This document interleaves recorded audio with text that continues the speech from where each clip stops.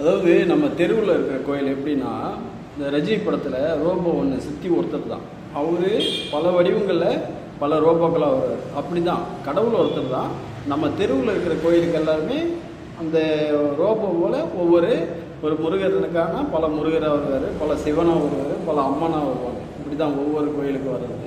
அதனால் நம்ம தெருவில் இருக்கிற கோயிலை வந்து கட்டிட்டு கடவுளை வரவேற்பு நடத்தி நமக்கு அவருக்கு மரியாதை கொடுத்து அங்கேயே நமக்கு தேவையான வரத்தை வந்து நம்ம தெருவிலே வாங்கிக்கிறோம்.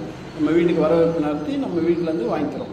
அதுவே அந்த கோயிலை பராமரிக்காமல் போயிட்டோம்னா நம்ம வீட்டுக்கு வந்த கடவுளை மதிக்காமல் அவரை அனுப்பிட்டு அவர் இடத்துக்கு போய் வரம் கேட்குற போல இருக்கும். இப்போ ஏதாவது ஒரு முதலமைச்சர் வராருன்னா நம்ம தெருவுக்கு வந்தால் அவருக்கு சரியான மரியாதை கொடுத்தா தான் அவர் நமக்கு தேவையான செய்வார். அவர் அலட்சியப்படுத்தினா செய்ய மாட்டார்.